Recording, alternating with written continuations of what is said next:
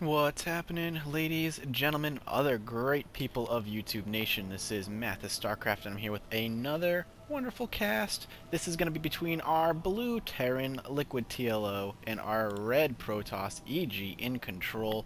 EGiNcontrol most notably winning the World Cyber Games Tour in 2007 and being in the top 16 in MLG, Dallas, Raleigh, and DC. Not in that order, obviously, but so on. And TLO always in doing fantastically pretty well in tournaments. Actually beating out IDRA in a, I want to say it was Dallas that he beat out IDRA.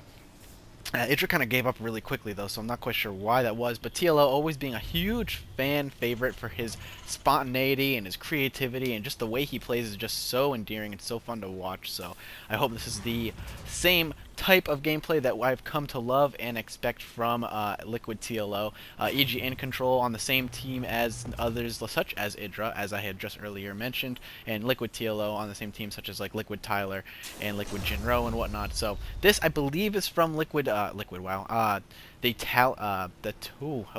MLG Dallas is what I was going for, but I couldn't find the other games. For some reason, this is the only one I could find, and I just wanted to do a game of LiquidTLO because he's such a fun guy to watch, and this probe is doing some very early harassment. Is it going to get a kill so early on? And it looks like they were testing some sort of pause, and it doesn't look like he's going to scoot on out of there before he gets killed off. So we do have an early barracks popping down, so I'm curious. They do know now that they're going to be very close air positions, so maybe we'll see some sort of drop play from TLO or some sort of early Stargate play from EGiNcontrol. Both extraordinarily viable on this map with one gas. Again, this is pre-patch since it is Dallas that this came from, so 4-gate is also quite the option. As you can see, the radius of pylons is much larger than it is now, or at least minorly larger. Scooting on in here with the SCV, getting a good scout.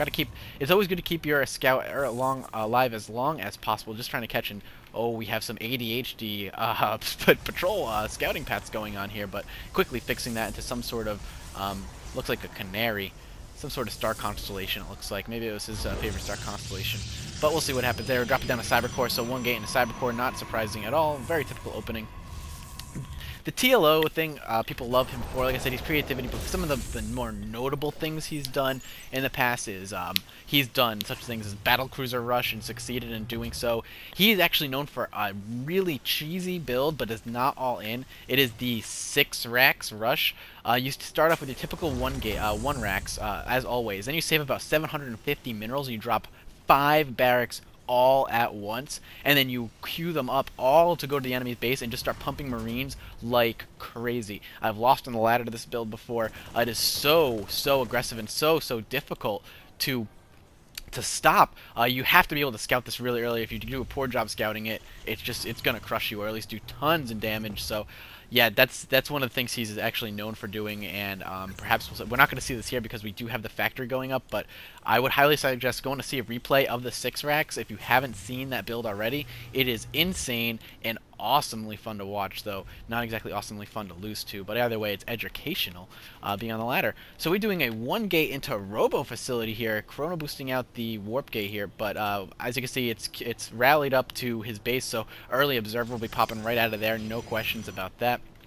So this you don't see too often either, or at least I don't see it too often, is the 1-gate into Robo. You usually see something like 2-gate Robo, 2-gate pressure and expand, something similar, especially on these kinds of tournament plays.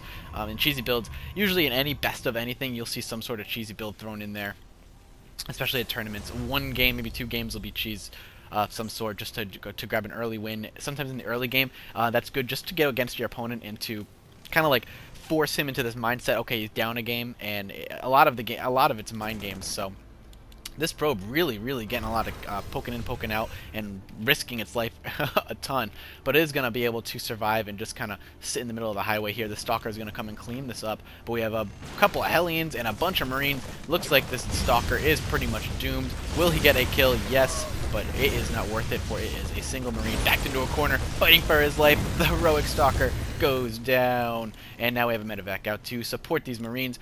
Perhaps he'll elevate them up. Yes, he will. He will elevate them up. So we're gonna do some really early, really fast Hellions from TLO here. So fast Hellion play, really good, especially if you catch them off guard with them, because you can do a ton of freaking economic damage and macro damage, which is probably what he's going to go for here. He is dropping another gateway, but we have 2 gateways out right now. He's force fielding. I like that move right there. Force fielding his choke, so he's able to use this to his advantage for a little while. Those things going to be gunning for that pylon, supply blocking it for just a little bit.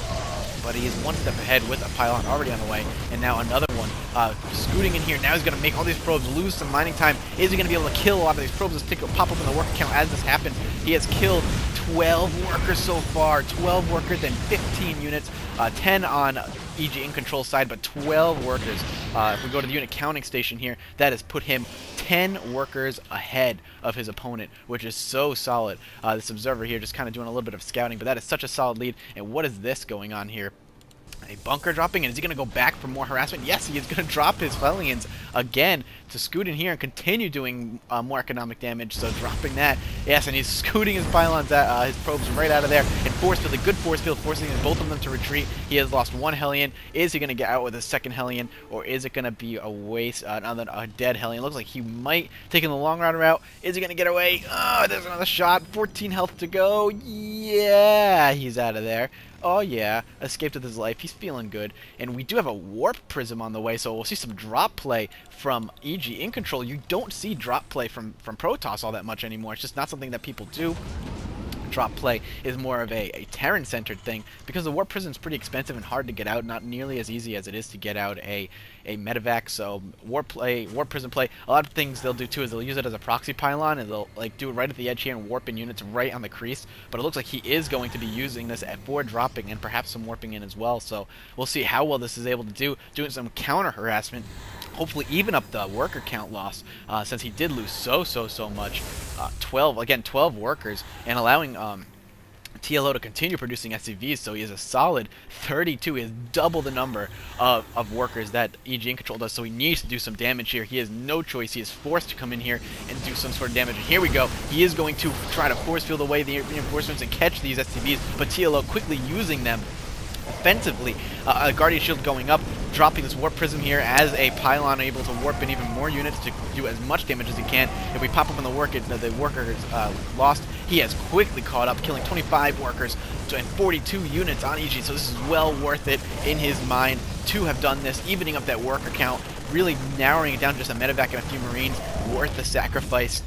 Especially now that he's essentially gone ahead now as far as workers go. So really back and forth, really heavy harassment play, which is good to see, especially with those early Hellions. The problem with going early at anything is that you dedicate so much of your economy to it, you may not be prepared for a counter-offensive if he has the economy to counter-offensive that. So the Raven's going to come over here and quickly scout, see if that probe, or pylon probe, what do you call it, the observer, sorry, is still there. And I'm going to take a sip of Mountain Dew because my throat is scratching up on me. I hope you heard that. Hang on, let me do that again for you. Oh, yeah. Alright, pop open that production tab again. We had stim going down. We have Banshees now coming out, continuing to produce Hellions. I like that move because they are quick, easy to poke in and out, and especially if he wants to continue dropping, those things are great for that. He did have a Hellion out here, but he quickly cleared that out, prepping for an expansion. And we do have this Warp Prism scooting on back. Gonna use it. I love this because you can use it as a mobile proxy pylon. Again, it's not as easy to get out as, say, a medevac or just dropping a proxy pylon, but it's mobile. So if they catch it and you can see them coming for early and ahead of time, you can quickly turn this back into a Warp Prism ship and move it out before it has a chance of dying. So I really like that from him. So these late Banshees, you usually don't see late Banshees from a player because they're great harassment units, especially if you go for that cloak and that really early Banshee harass. But other than that, it's a little tough. And here we go with a medevac. It looks like he's playing some mind games, kind of feigning a drop, forcing his to spawn his units and to move his troops over to the backfield. Really just kind of keeping EGiNcontrol on his toes, but he looks like he's all over that. We do have the expansion dropping, and I think he does know about it. Yep, he does. So that medevac was able to pay for itself, but was able to provide good information for LiquidTLO. So knowing that expansion is down, probably going to move out and expand himself, which he has done. Always want to keep that basic count even, unless you're Zerg, you always want to make it one base ahead. And this Warp Prism Is it going to scout? It's going to continue scouting. It is going to catch this base, but it's going to bounce out of there before LiquidTLO has a chance to see it and kill it. These Hellions are going to continue moving out and scouting, and so is this Marine. It just looks like he wants to go out on a little hike, and his Marine buddies are just going to kind of chill back as he continues to produce those Marines. We have a probe transfer going down here. If we go back to the unit station, they are essentially even because those mules really do help out. They are essentially even in the work. These Hellions are going to move around the map and just make sure he has no hidden expansions at all, or has any troops out of place, so he knows when to push. And it looks like EGiNcontrol is feeling very comfortable to move out and do some poking and prodding, and he's going to get caught off guard right here by those. He's going to see so many troops, a few Banshees, 3 Banshees, so he's going to really quickly retreat as LiquidTLO grabs his units. It looks like he's going to push out so many Marines versus the Stalker-centric army of EGiNcontrol. So this looks like it's going to be a very painful push if he's not prepared for it at all. And here we go, all Stalkers and Sentries with the one Zealot being killed off very quickly, Guardian Shield dropping. This is going to provide, oh, and there goes the GG. That was very quick. He realized that he just was outmatched there. The army size was just too different. I think that early probe harass was just too great, and since he already had a command center up and running or getting one built, he was able to replenish those SCVs very quickly and evening that economy up relatively soon before anything really happening. So EGiNcontrol was able to even out that economy and get that advantage, but sadly, for EGiNcontrol, LiquidTLO was able to quickly catch up and surpass once again that economy, allowing him for such so many units so quickly. And since Marines are really only cost Marine minerals, it was a good composition, especially since Stalkers are both, and he just didn't have the money to produce enough Stalkers. So, great game by these guys. If I can find the other 2 games, I will post this, but for now I'm going to post this as a single game. Really quick and really fun. And thanks for the criticism, guys. I want to thank you guys all for the constructive criticism, the mini-map paying attention. I'm definitely going to do that. I do have a new mic on the way, and I just didn't expect to get so many views and so many subscribers in a week and a half. I mean, 40-something subscribers, I'm at 48, I think, in a week is more than I even came close to expecting. I have a few videos up there with thousands of views. One is my Kiwakaki video is up to 6,000. My first Marine King Prime video is up to like over 1,000. Another one's over 1,000. So thanks for the support, and I definitely will be listening to your criticism to become a better caster as I'm brand new at this. So thank you guys so much, and I will see you guys next cast.